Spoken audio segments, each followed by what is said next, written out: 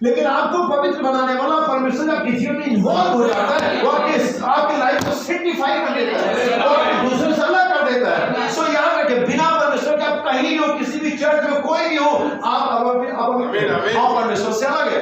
सो हमारे कॉलिंग ये जैसा कॉलिंग, होली कॉलिंग, पवित्र। बाइबल कहती है तुम्हारा बुलाने वाला पवित्र है। अब यहाँ पर जो बुलाए हुए, बाकी बुलाए हुए जो बहुत है, उसमें हम मत जोड़िए।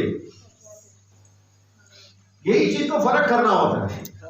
बुलाए हुए तो बहुत है, वहां पर आप और हम नहीं है, वहां पर ये नहीं, वो लोग नहीं जिसके लिए पौलुस लिख रहा है, जिसने अपने पवित्र बुलाहट से हमें बुलाया।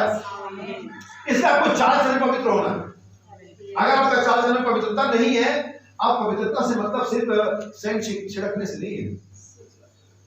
एक अनक्लीन लाइफ जीना जिसमें झूठ हो, जिसमें धोखाधड़ी हो, जिसमें पेरेंट्स से बातें छुपाई जाती है, जिसमें वाइफ से बातें छुपाई जाती है, जिसमें से हस्बैंड से बातें छुपाई जाती है, ये अपवित्र जीवन है। हम जानते हैं बहुत सारी बार हम अपने, बहुत सारे लोग ऐसे जो अपनी पत्नी को सिर्फ इसलिए नहीं डांटते, इसलिए नहीं उसे टोकते हैं, उन्हें डर रहता है कि मुझे छोड़ के चली जाएगी, और वो डरते। ऐसे लोग जो पति पत्नी है, उनको व्यभिचार करने का लाइसेंस मिला हुआ, वो शादीशुदा होने के बाद भी व्यभिचार करते हैं। अगर तो पति डरता है कि मेरी पत्नी छोड़ देगी, मुझे बतंगड़ बना देगी और मेरा बेइज्जती हो जाएगा, इसलिए वो डरता है, वो शादीशुदा होने के बाद भी मुझे कहने तो व्यभिचार करते। क्या आप सहमत हैं? है तो हाथ उठाइए, नहीं तो उठा दीजिए। आमीन आमीन। जो नहीं है ना रहे, बाइबल ऐसे बताती है, क्योंकि जो मैं प्रचार करता हूं उसको कॉन्फिडेंस के साथ करता हूं।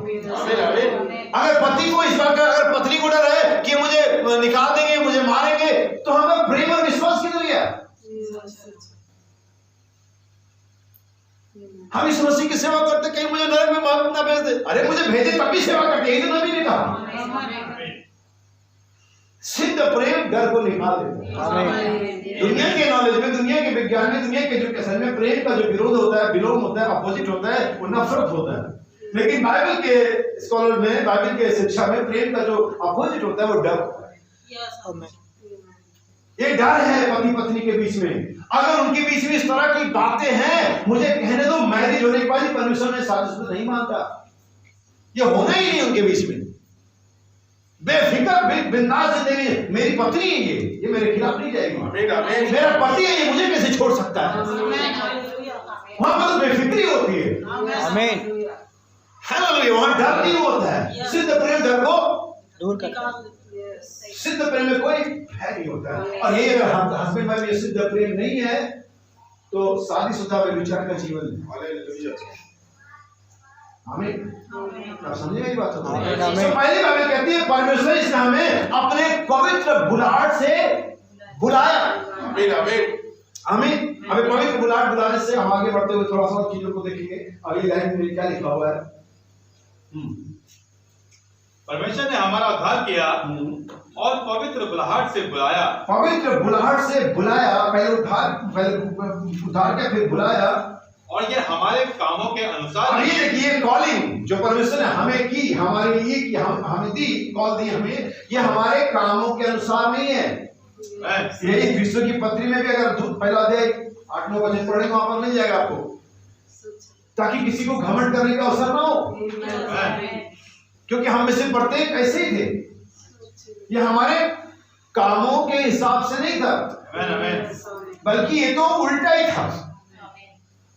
हमारे काम तो दूर दूर दूर ले जाने वाले ही थे, लेकिन परमेश्वर की जो मनसा थी, मैं इसलिए से इस आयत में हम कर रहा था कि जब मुहर्रम में जाऊं, ताकि आपको बताऊं कि बाइबल ने 2 जगह वास्तविक मोहरे करके शब्द इस्तेमाल किया, एक्चुअल सील्स।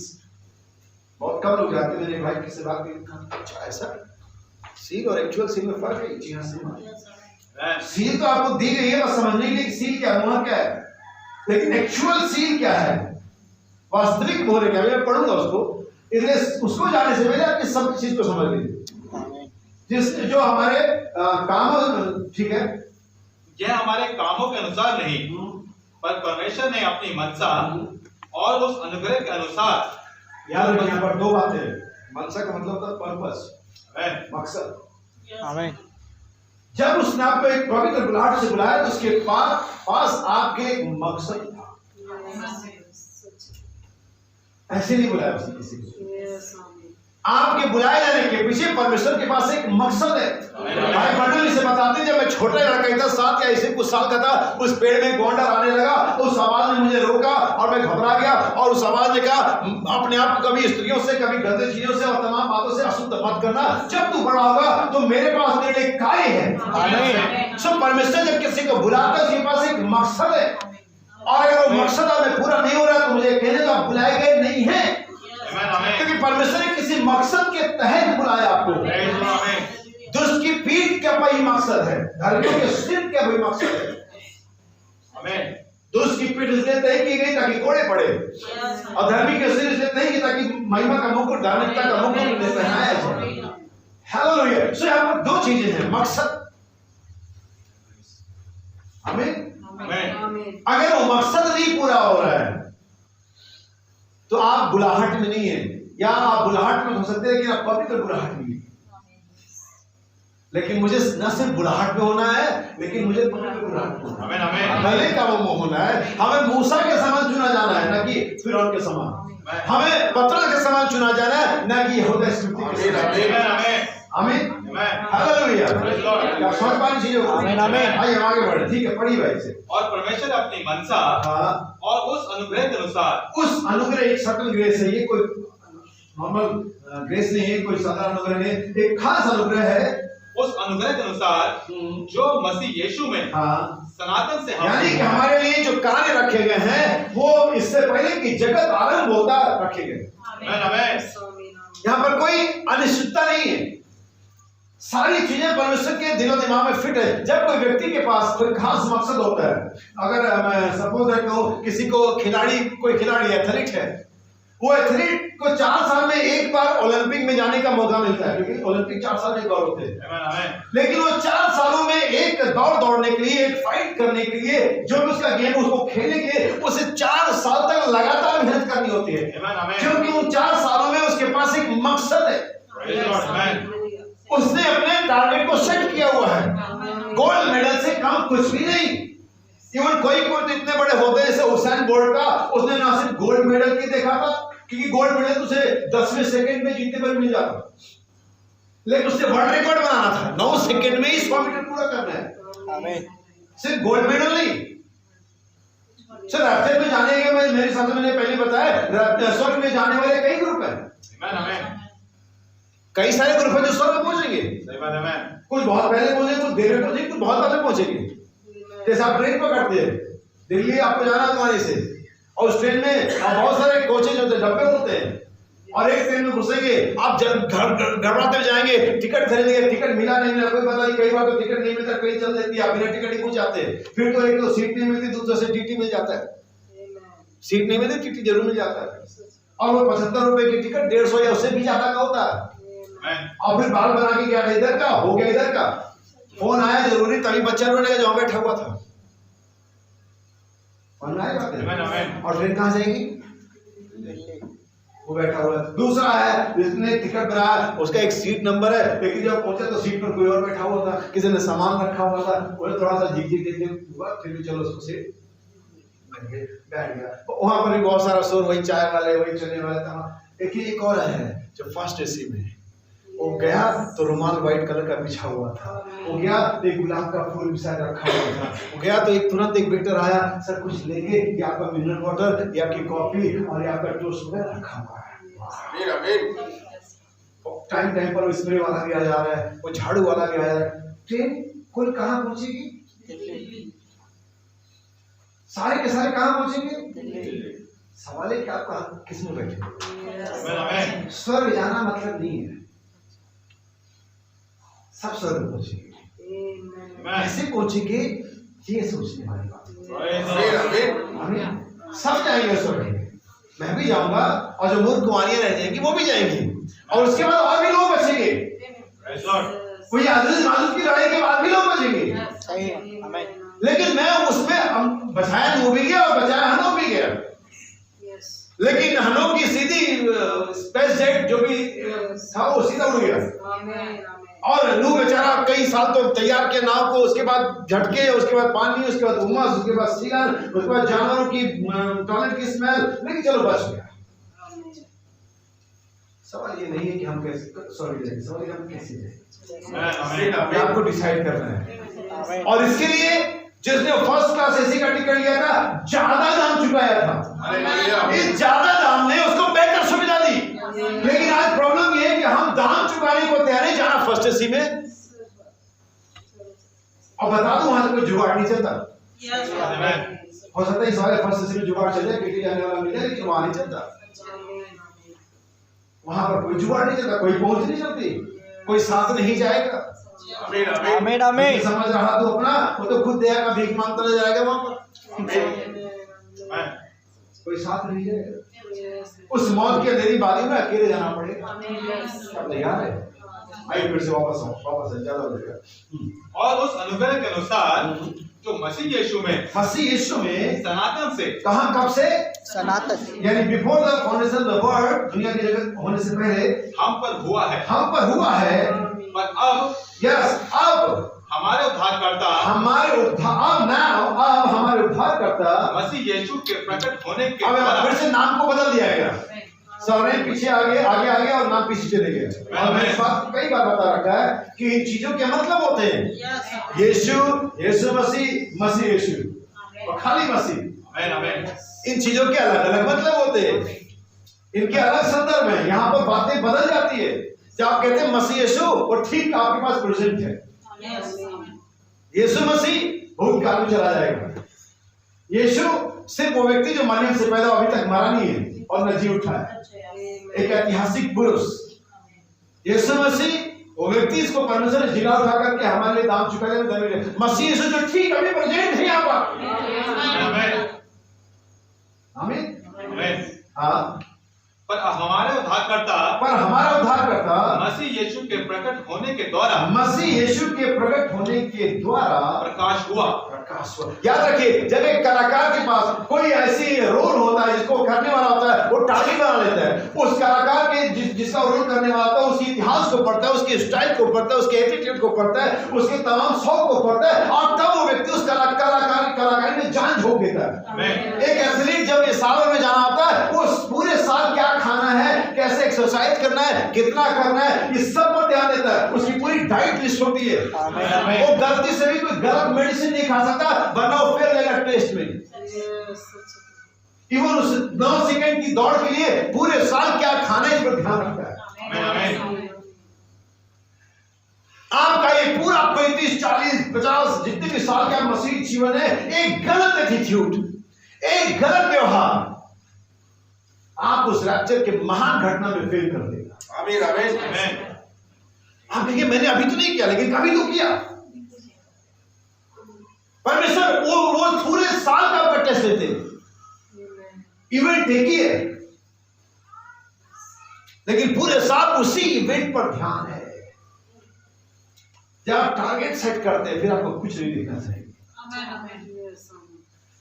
इसलिए बाइबल इब्रानी की पत्री 12 में कहती है, अपने उद्धार के कर्ता यीशु की ओर देखते हैं।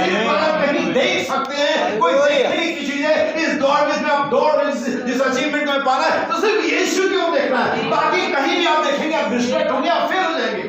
पास्टर देखेंगे, फिर जाएंगे। चर्च में देखूंगा, मैं फिर जाऊंगा। कोई किसी को देखेगा, वो ऐसा करती, वो ऐसा करता है, उसने ये बोला, फेल। आपको सिर्फ अगर पास होना है, अगर अचीवमेंट को पाना है, आपको यीशु की ओर देखना है। हमें पवित्र बुलाहट से बुलाया, और उसके पास हमारा एक मकसद है जिसे पूरा करना चाहते हैं। आमीन। इसलिए आप ध्यान दें, परमेश्वर का वचन बताता है कि अपने उद्धार के करने वाले यीशु मसीह की ओर। आइए हम वचनों की तरफ जरा वापस चले, और मैं चाहूंगा कि एक कोड है जो मैंने भाई विशाल को भेजा हुआ है, आप उसे पढ़ें। और उससे पहले कि मैं भाई उस कोड को निकालें, मैं आपके लिए कुछ और कोड पढ़ता हूँ। अपने दिन और उसके समय के संदेश को पहचानना एक संदेश है, उसे प्रचार किया है। हम मोहरों के बारे में बात कर रहे हैं, और मोहरे क्या है, एक्चुअल सी वास्तविक मोहरे क्या है, मुझसे बताऊंगा। इससे पहले कि मैं इसे पढ़ूं, मैं आपको वास्तविक मुहर क्या है उसके बारे में बता दूं। ये पहली मुहर है जो इसका पहला इस्तेमाल करते हैं, और ये पेज नंबर है, मैं आपके लिए पढ़ देता हूँ, 248। आमीन। फर्स्ट सी, पहली मुहर, पेज नंबर 248। परंतु यह तो केवल अंत के समय में तभी प्रकट होगा जब वास्तविक मोहरें तोड़ी जाती हैं। भाई बहन कहते हैं क्या गर्जनाएं परमेश्वर के वो भेद जो उसके जगत के होने से पहले उसमें गुप्त थे, ये तब प्रकट होती है जब वास्तविक मोहरें तोड़ी जाती हैं। वास्तविक मोहर क्या है ये जानना हम जरूरी है। जैसे आप जानेंगे कि मोहर क्या है, वैसे आप जानेंगे कि वास्तविक मोहर। अगर आप ध्यान देंगे बाइबल के अंदर में प्रकाशित 5:6 अध्याय, जहाँ पर 7 मोहरों की किताब है। आमीन आमीन। अगर आप ध्यान देंगे तो प्रकाशित 5 के पहले पैसेज में, पहले 7 आयतों में वो किताब हमें बंद नजर आती है। आमीन। उसके बाद पहले 3 आयतों में उसके बाद मेमना आता है जो किताब को ले लेता है, और फिर वो मोहरें खुल जाती है। और जब मोहरें खुल जाती है तो स्वर्ग और पृथ्वी के नीचे हर एक जगह का जो माहौल होता है आमीन वो बदलता है। यानी कि जो एटमॉस्फेयर को चेंज करता है वो करता है मोहरों का खुलना। आप उन कलीसियाओं में जाएं एंटरमेसेस की जहां पर ये प्रचार किया जाता है कि मोहरें भी नहीं खुली हैं, और उन कलीसियाओं में जाएं जहां पर ये प्रचार की मोहरें खुल गई हैं, आपको एटमॉस्फेयर नजर आएगा। यस आमीन। हालेलुया। अभी मैं एक और व्यक्ति को सुबह ही सुन रहा था, कल रात को भी सुना मैंने थोड़ा सा, और जो इंडिया में भी आ चुका है, और वो लोग भी मोहरों के खुलने में बिलीव नहीं करते हैं, वो थंडर्स के बारे में प्रीच कर रहे हैं।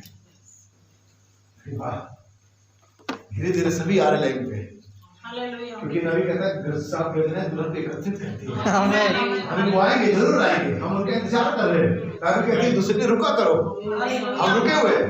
हालेलुया। सो मोहरों पर, और जब उनका सामने का माहौल को फर्क बता रहा है, तो मोहरों को बोलने वाला माहौल क्या हो गया, बदल गया। जहां पर लोग खामोश थे, जहां पर लोग उदास थे, जहां पर लोग मायूस थे, जहां पर लोग निराश थे, वहां पर हर्षोल्लास आ गया।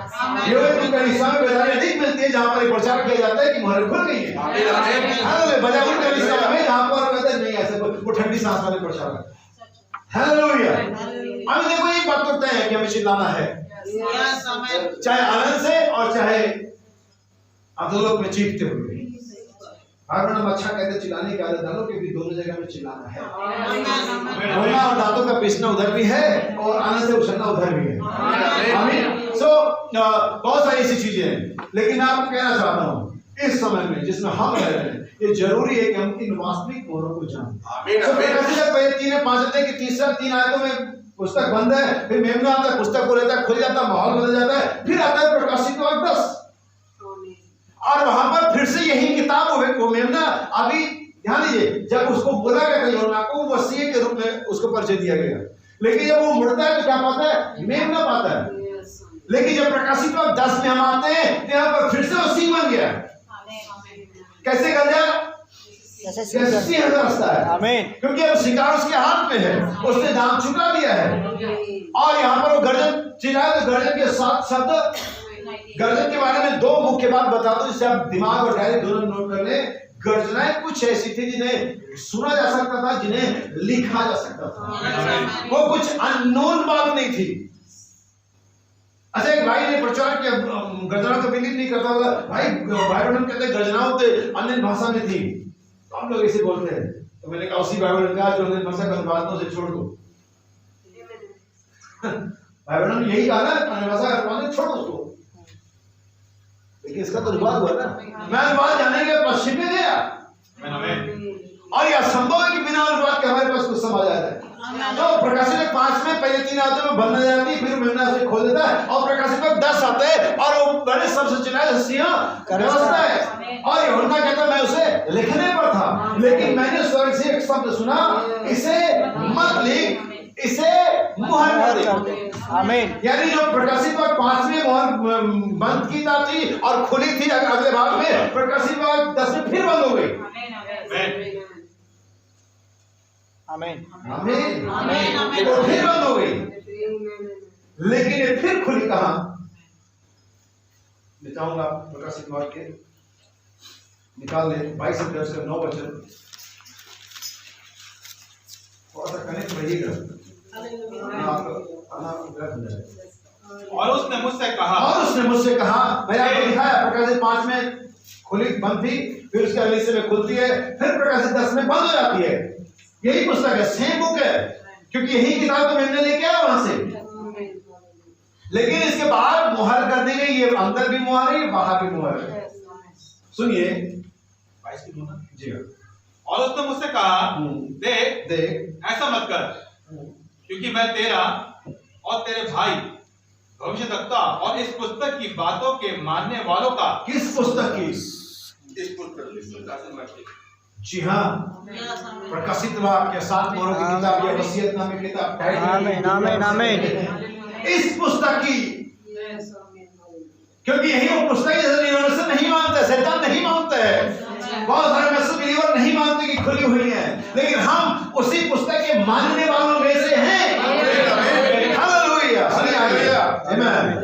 मेरे भाई भविष्यद्वक्ताओं और इस पुस्तक की बातों के मानने वालों का संगीदास हूं, परमेश्वर ही को धन्यवाद कर। फिर उसने मुझसे कहा इस पुस्तक की भविष्यवाणी की बातों को बंद मत कर, फिर मुहर मत कर। कौन है यूहन्ना को परमेश्वर का दर्शन दे रहा है? कौन यूहन्ना को जो सारी चीजें दिखा रहा है? यूहन्ना किसको रिप्रेजेंट करता है? आज आपको किसने बताया? भविष्यवक्ता ने। आमीन। और भविष्यवक्ता कहता है आप मुहर मत कर, seal not. Hallelujah. Pick your pen and write. Right आमीन। कलम उठाओ, लिख। 7 दूतों ने उठा लिया, उनके पास गर्दनाओं का भेद नहीं मालूम थे। उन्होंने कहा जा दे फर्श मिल में ठेक बना ले, आ वो ठेक पर रुख सवाले। आमीन आमीन। तो दे रही है। Hallelujah hallelujah. बंदे कौन कहते कभी खुलेंगी? हालेलुया। इस पुस्तक की भविष्यवाणी की बातों को बंद मत कर। बंद थी, खुली, बंद हुई, फिर आमीन। सुनिए, फिर उसने मुझसे कहा इस पुस्तक की भविष्यवाणी की बातों को बंद मत कर, क्योंकि समय निकट है। आमीन। और भाई बहनों कहते 7 सी यीशु मसीह का आगमन है। आमीन। प्रकाशित 10:1, प्रकाशित 1:1, प्रकाशित 8:1, एक ही बात है। आमीन। हमें मैं आपके लिए पढ़ता हूँ यहाँ पर वास्तविक मोहरें, परंतु जब वास्तविक मोहरें तोड़ दी जाती हैं, अब मैं आपको एक और कोट पढ़ूंगा, 7 सी बुक से, चौथी मोहर उसका पेज नंबर 584। यहाँ से सुनिएगा, पेज नंबर 584। और इससे पहले कि मैं उसे पढ़ूं, मैं एक और कोट पढ़ूंगा यहाँ पर, यह सूर्य का उदित होना, पेज नंबर 14।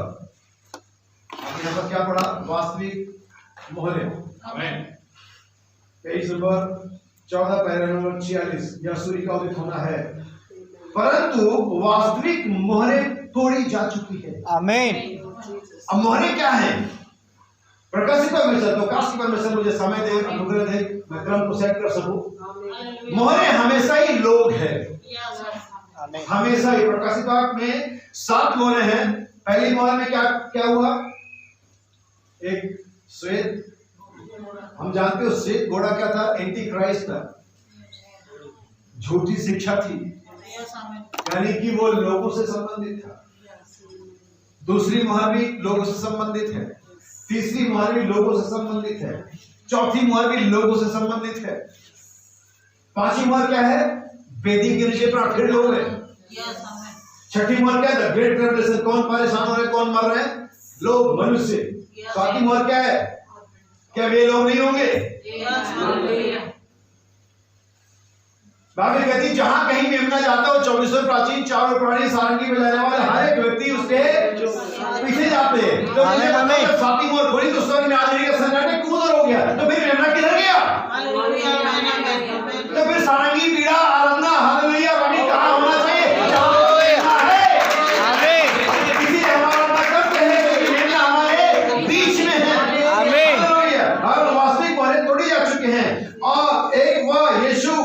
जो केवल एक बार जिया जैसे हम जीते हैं, वह एक बार में से हम मरेंगे। वह मुर्दों में से जी उठा, संसार के संपूर्ण इतिहास में कभी ऐसा नहीं हुआ।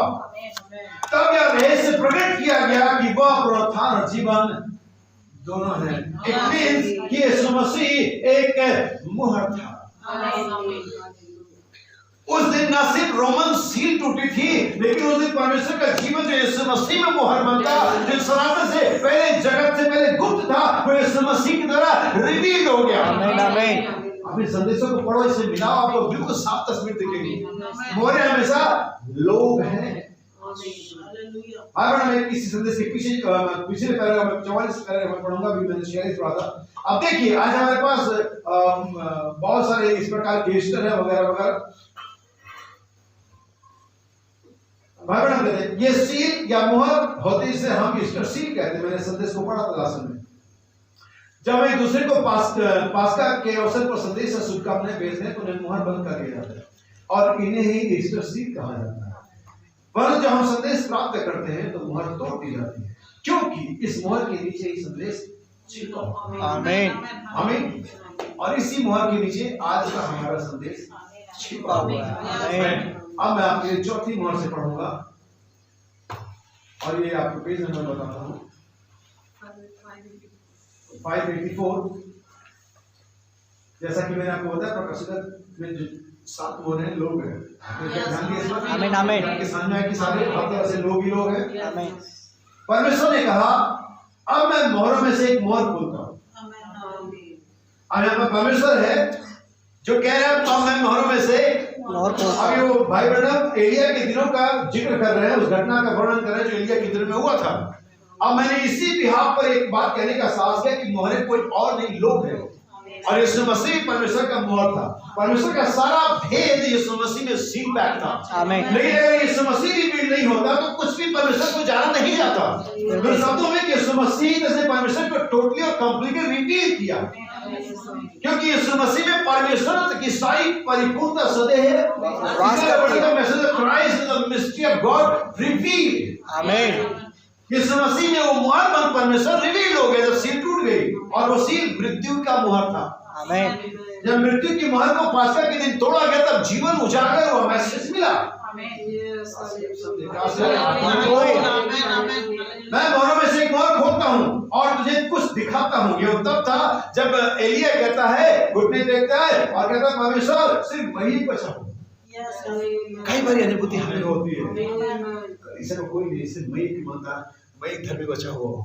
अनुभूति सभी लोग रखते हैं, लेकिन ये सही और बहुत अच्छी अनुभूति नहीं है। सच बात है। हमें परमेश्वर के पास सभी लोग हैं।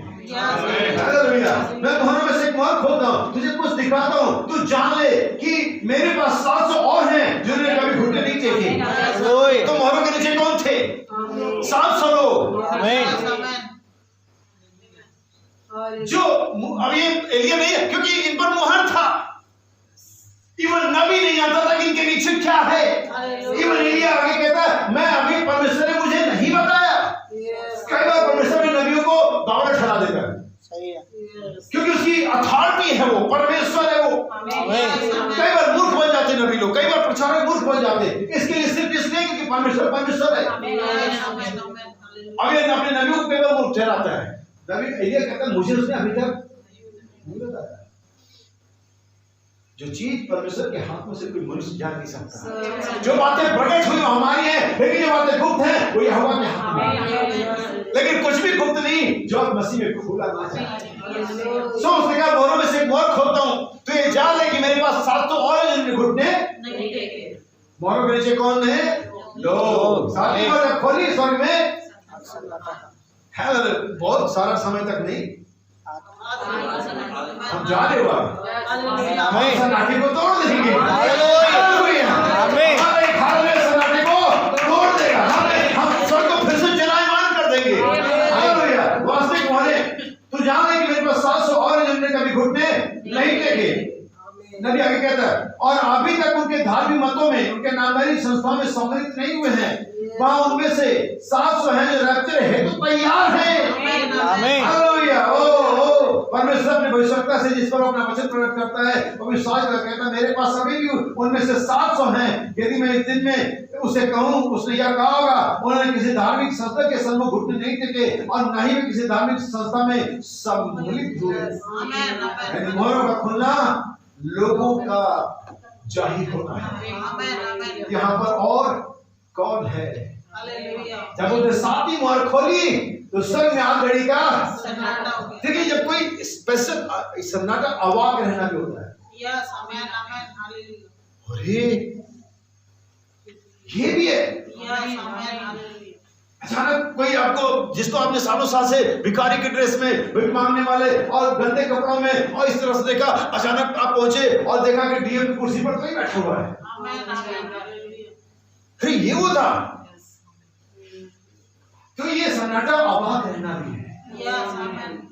ऐसा नहीं कि वहां पर भाई ब्रह्म कहते पॉज, भाई ब्रह्म ये नहीं कहते, भाई ब्रह्म कहते म्यूट कर दिया, पॉज नहीं कर दिया, सब अवाक है। इवन एलिया जब परमेश्वर उसके ऊपर मोहरें पड़ी, वो भी अवाक है। क्योंकि वो कहता था मैं तो सोचता मैं ही हूँ, मुझे लगता है मैं ही बचाऊं, सब तो बाकी घूम के चुके हैं। लेकिन नहीं, एलिया 1 2 3 4 6 7 8 नहीं 700 लोग हैं। खोली, स्वर्ग अवाक रह गया हमारे बारे में देखकर कि ये वो लोग हैं, ये वो पापी, ये वो इनकार करने वाले, ये परमेश्वर से दूर भागने, ये लोग स्वर्ग अवाक रह गया, उनका मुंह खुला का खुला रह गया। और अवाक करने से कोई आराधना नहीं करता, बाद में समझ में आता है। हालेलुया। बाइबल कहते हैं पेज नंबर 30, अपने दिवस के समय के संदेश को पहचानना, पैराग्राफ नंबर 76, मोहरें खुली हुई हैं। 3 शब्द जो बाइबल ने बोली यहाँ पर, मोहरें खुली हुई हैं, लोग पहचाने जा रहे हैं। हालेलुया। उनका हम पर खुलासा हो चुका है। कौन कहता मोहरें नहीं खुली हैं? हम कहते मोहरें खुली हुई हैं, उनका हम पर खुलासा हो चुका है, हम जान गए हैं। हालेलुया। हमने देख लिया है कि उन्होंने क्या छोड़ दिया। आप जो सर्वंस और पानी के बपतिस्मे तथा दूसरी बातों पर बात करना चाहते हैं, असमंजस की हालत में हैं, आप अंधे हैं। तो दूसरे शब्दों में क्लियर स्टेटमेंट दिया जा सकता है कि जो कहते हैं मोहरें नहीं खुली, अंधे हैं। क्लियर स्टेटमेंट इसको ये बनता है कि जो कहते हैं मोहरें नहीं खुली, वे क्या है? अंधे हैं। कहते हैं और आप अंधे हो या नहीं जानते, संसार के खुदा ने तुम्हारे प्रति इसके प्रति तुम्हें अंधा कर दिया है और तुम ये नहीं जानते। मैं कोई ताज्जुब नहीं कि इस प्रातः आप उन दवाओं से जूझने के लिए समझ रहे कि मेरा क्या ही समय रहा था, यानी कि मोहरों को बताने के बारे में। इसका मतलब है कि मोहरों के खुलने से ही भेद संदेश हमें क्या हुए। और बाइबल लगभग 19 वेदों के नाम को लेते हैं जब श्रीमानों की आवाज बताते हैं कि गर्जनाओं के आने से चीजें रिवील हुई। तो शब्दों में 7 गर्जनाओं के प्रकट होने से ही मैं संदेश मालूम चला कि आखिर संदेश में है क्या चीज।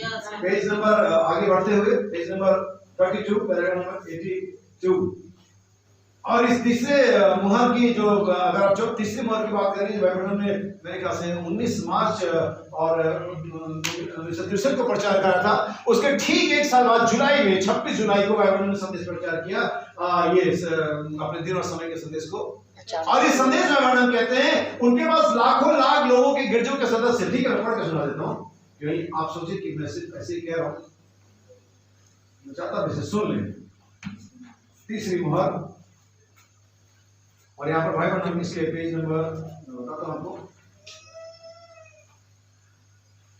और फिर मैं उस कोड को पढ़ूंगा जो भाई साहब के पास है।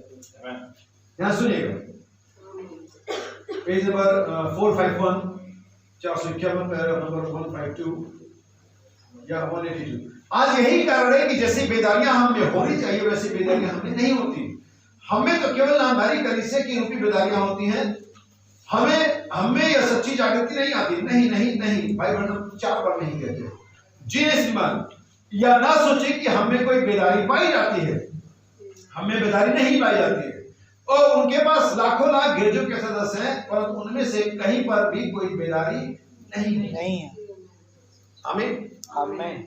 बेदारी परमेश्वर के प्रकटीकरण को नहीं ले आती है, बल्कि परमेश्वर का प्रकटीकरण बेदारी को ले आता है। आमीन आमीन। बाइबल हम कहते हैं अभी तक उनमें परमेश्वर का कोई प्रकटीकरण नहीं है। यही मामला सुसमाचार के प्रचार में और सुसमाचार के इम्प्लीमेंट किए जाने में फर्क है। सुसमाचार वो है जो सामर्थ को जाहिर करता है, और कोई भी कलीसिया जो सामर्थ जाहिर नहीं करती मरी हुई कलीसिया। कोई भी बिलीवर जो परमेश्वर के वचन की सामर्थ जिसका बिलीव करता है, अगर जाहिर नहीं करता, आउटपुट लेकर के नहीं आता, वो एक मरा हुआ चर्च मेंबर है। आपको आउटपुट लेकर के आना है।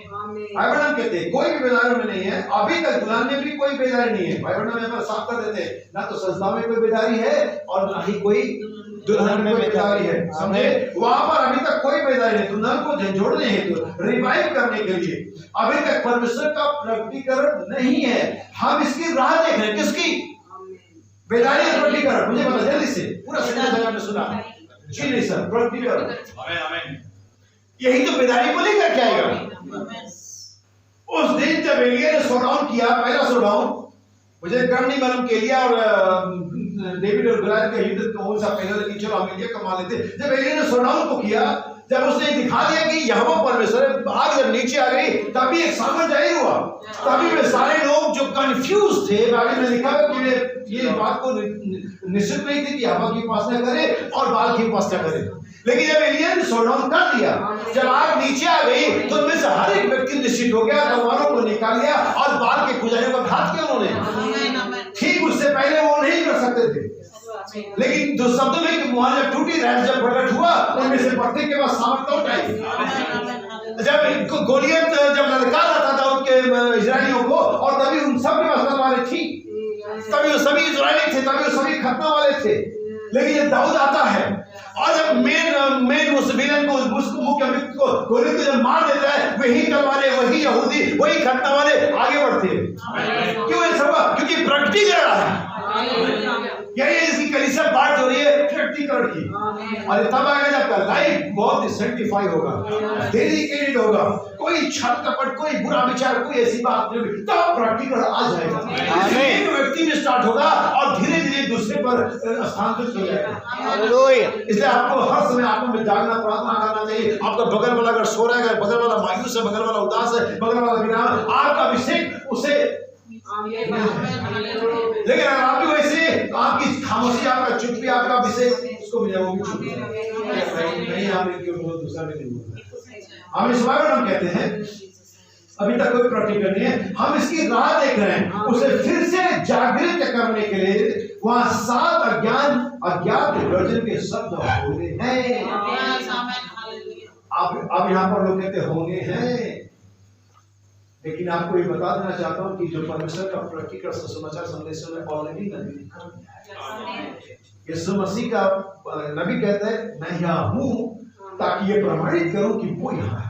आमीन आमीन। I am here to declare him. मैं यहाँ हूँ ताकि प्रमाणित करूँ कि वो यहाँ है। हर एक में जब नबी इजराइलियों के पास आते थे, वे प्रमाणित करते थे कि परमेश्वर जीवित है। क्या आज इस सुबह में ये दुल्हन जो यहाँ पर बैठी, इसको रहस्य मालूम है, इसको बारे में मालूम है, क्या इस बात की जिम्मेदार नहीं कि प्रमाणित है कि यीशु यहाँ है? ये साबित करेंगे इस मसीह का दौरा समुदाय से हम यहाँ पर होने चाहिए। यही मोरों का टूटना है, यही रहस्य का जाना जाना है, यही परमेश्वर का प्रकटीकरण है। ठीक है, अभी संदेश से सीधे आगे निकलते हुए एक साल आगे चलते कैसे बाइबल से अपने संदेश में रखा। सुनिए पेज नंबर 32, अपने दिन और समय के संदेश की पहचानना। अब कहीं पर कोई बेदारी नहीं है, हर कोई शिकायत कर रहा है, सेवक चिल्ला रहे हैं समाचार पत्रों में, और भाई मूर और बहन मूर जो हेरोड ऑफ हिज कमिंग समाचार पत्र के संस्थापक है, और उनको लिखते हैं, परंतु मुश्किल से ही कोई वे बात छापेंगे सिवाय इसके उपवास और प्रार्थना करो। तो इस मसीह के आगमन के बारे में कैसे तैयार है, इसके बारे में नहीं छापेंगे, बस उपवास और प्रार्थना करो। हमें एक सही जीवन जीना चाहिए, फिर सही जीवन जीने में उसका जीवन प्रमाणित करना भी सही जीवन जीने का हिस्सा है। वचन का प्रचार किया जाना, प्रभु जब लेते हो, जब तक जब तुम रोटी और दाखलस को लेते हो, जब तक मैंने मेरी मृत्यु को प्रचार करते हो, तुम कौन सा सही मसीह जीवन जी उसके बीच इसको किए बिना। हेलो, तुम कौन सा मसीह जीवन जी रहे हो?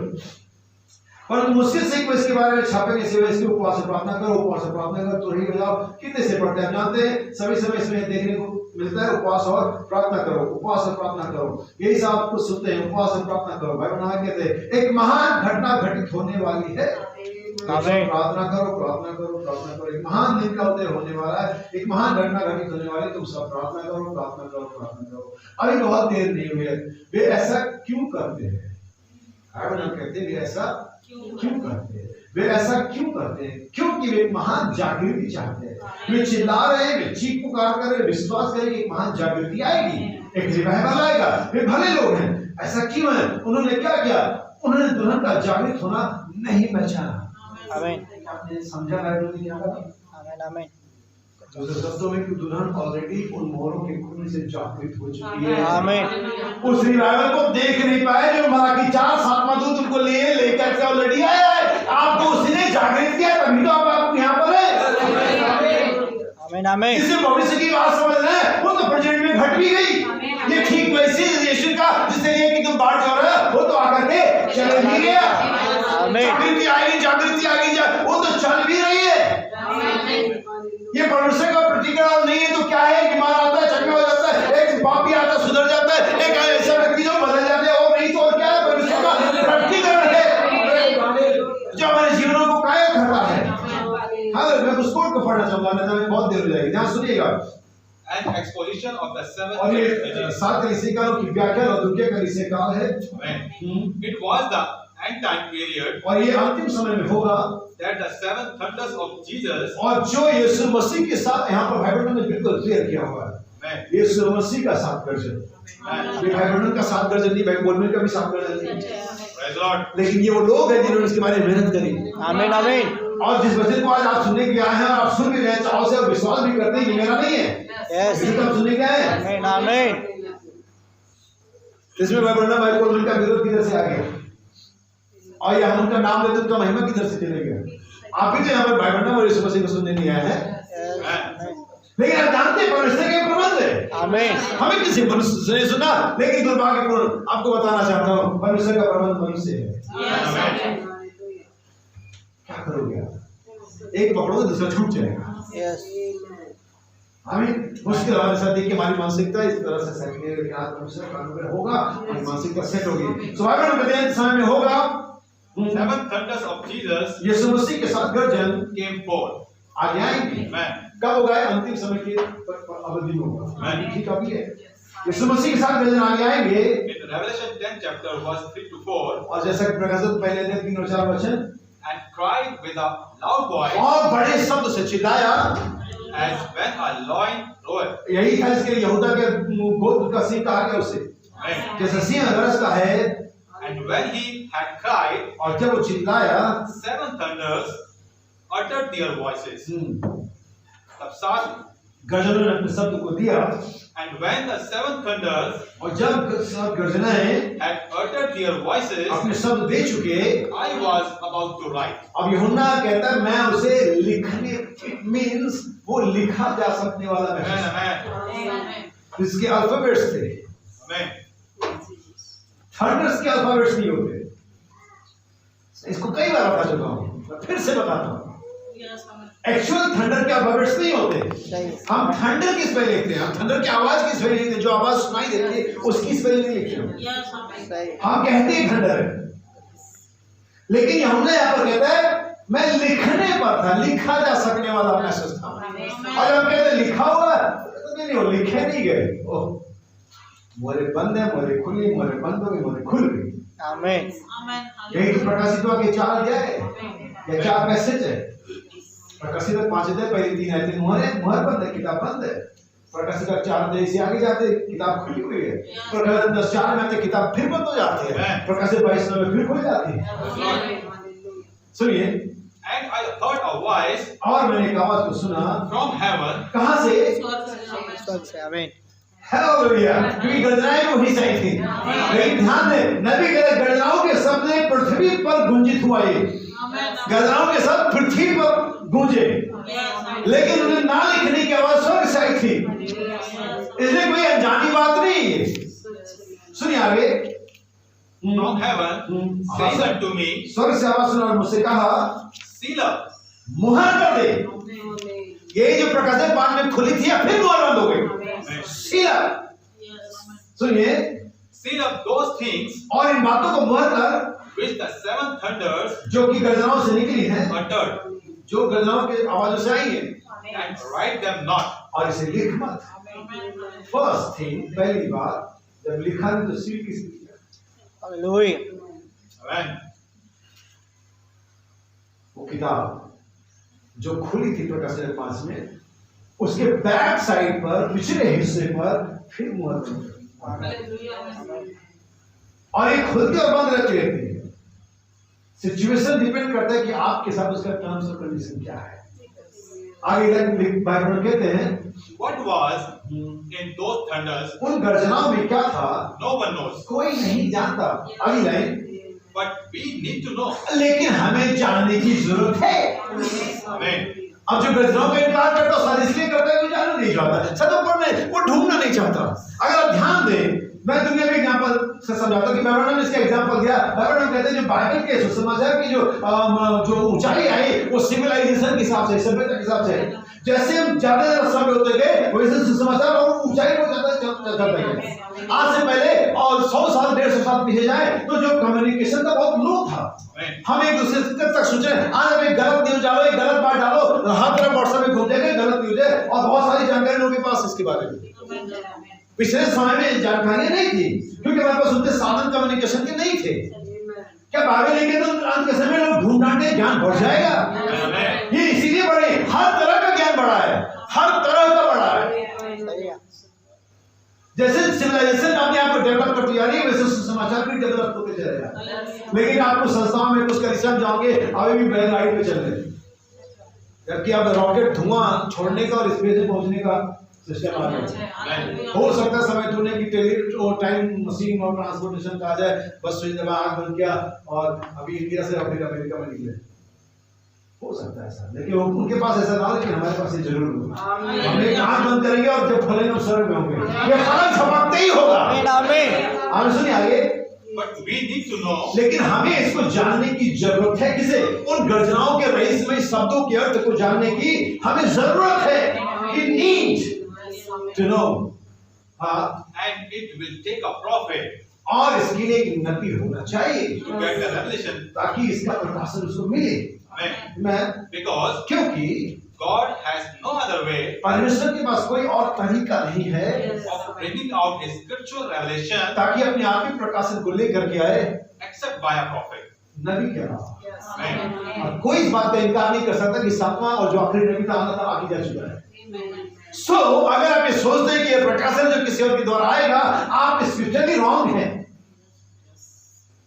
अगर आप ये सोचते हैं कि वो बात जो बाइबल में नहीं लिखी है, आप बाइबल के अनुसार गलती पर हैं, क्योंकि कुछ भी इसमें जोड़ा नहीं जा सकता। इसे तो यहां होना चाहिए जो छूट गया था। अब सुनिए कहानी सुनिए। मैं कहीं का नाम आपने सुना, मैं साफ करूं, सभी सुना, लेकिन आपने सिर्फ मूसा की मूर्ति के बारे में सुना, लेकिन मैं उसकी एक और मूर्ति के बारे में बताता हूं। तो वो मूर्ति थी जब यीशु मसीह सलीब पे मर गया था और मरियम उसे उतार रही थी सलीब से, इस तरह का मूर्ति था। देखिए ये कहानी, इससे पहले मूर्ति मंदिर की कहानी इस प्रकार से थी। माइकल एंजेलो उस मार्केट से, उस दुकान से होकर के जा रहा था, जो पत्थर की दुकान थी जहां पर सारी मूर्ति का, अपने मूर्ति बनाने के पत्थर और बड़े बड़े शिलापट लिया करते थे। और जब वो वहां से अक्सर कई सारी स्टैचूज ने बनाई लिया होगा और वो जाता रहता था, लेकिन वो ध्यान दिया कि कई सालों से एक बहुत बड़ा शिलापट है, एक बहुत बड़ा पत्थर है जो बहुत ही बेकार, कहीं से काला है, कहीं से सफेद है, मटमैला सा है, कहीं से ऊंचा है, कहीं से खट्टा है, और कोई इसे खरीद नहीं रहा है। और वो हमेशा उसे देखता था और सोचता था मैं इसी के सिद्धि, लेकिन सही समय या पैसा जो भी या उसका काम का व्यस्त था। और एक दिन वो गया उस दुकान के मालिक के पास, उसने कहा श्रीमान क्या बात है, ये पत्थर बिक नहीं रहा है। लेकिन आपको चाहिए, आप फ्री में ले जा सकते, अगर आप ले जा सकते हैं। बहुत बड़ा था क्योंकि कोई इसको खरीदने के लिए तैयार नहीं है, क्योंकि ये बहुत ही बेकार है कलाकार के लिए इसमें कोई मूर्ति बना सके, और ये बिल्कुल बेअब है, इसमें ऐसे गड्ढे और तमाम तरह की चीजें, और इसका कलर बहुत बेकार। अगर आप ले सकते हैं, हम इसको फ्री में देते हैं, बहुत अच्छी बात है। और उसे ले गया, जैसे भी बड़ा गाड़ी के जो भी किया वो ले गया। और 2 साल के बाद उसने दुकान के मालिक को बुलाया, उसका आप आइए, आपको कुछ दिखाना चाहता हूँ। कभी आप यूट्यूब में आप सर्च करेंगे, फोटो आपको मिलेगा। उन्होंने कहा आइए मैं आपको कुछ दिखाना चाहता हूँ। वो दुकान का मालिक उसे घर गया और उसने उस इमेज को, उस स्टैचू को देखा जो मरियम यीशु मसीह को सलीब से अपने बाहों में उतार रही है, और बहुत ही दर्दनाक तस्वीर थी एक तरह से देखने के लिए, और बहुत ही खूबसूरती से। अगर आप उस फोटो को देखेंगे, मैंने उस फोटो को देखिए, यहाँ तक कि यीशु मसीह की नसें भी उस पत्थर में दिख रही हैं। उसने इस प्रकार से माइकल ने उस मूर्ति को बनाया, उस स्टैचू को, उसने उस कलाकार, वो ये तो बहुत ही शानदार स्टैचू है, तुमने इसे कब बनाया, तुमने इसे कैसे बनाया? उसने कहा ये उसी पत्थर से बनाई गई है जिसे सब लोगों ने रिजेक्ट कर दिया, जिसे कोई भी कलाकार लेने के तैयार, जिसका कोई दाम भी नहीं था, और वो बेशकीमती। हमने दूसरा म्यूजियम का नाम सुना किसी ने? यहाँ पर मोम के पुतले रखे जाते हैं, हमारे प्रधानमंत्री के रखे गए, अमिताभ बच्चन के, सचिन के, और बहुत से दुनिया के लोगों के रखे गए। ऐसे वहां पर पहले एक म्यूजियम हुआ करती थी, फॉरेस्ट लॉन के अंदर, का नाम सुना होगा आपने, सर माइकल मूसा की मूर्ति को रखा गया, और उसने कहा ये उसी पत्थर से बनाया गया है जिसको आपने रिजेक्ट कर दिया था, जिसे कोई लेने को तैयार नहीं था।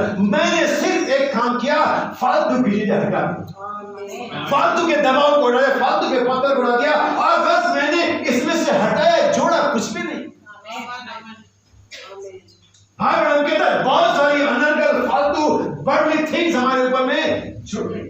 संसार का बहुत सारा पाप, बहुत सारी चाहत हमारे ऊपर में चिपक गया। हमें बस छेनी लेनी है, इस पर प्रहार करना है, फालतू की चीजों को हटाना है, को खोलना है, छटाई को करना है, परमेश्वर का पुत्र ठीक ही कुर्सियों में मिल जाएगा। आमीन आमीन, यही से किया जाना है। हालेलुया, क्या समझे? आमीन। मोर का खुलना और कुछ नहीं, परमेश्वर के लोगों का जाहिर होना, उस कैरेक्टर का आप में, हम में जाहिर होना, जो परमेश्वर ने मसीह में रखा। क्या आप समझ में मेरी बात? आमीन आमीन।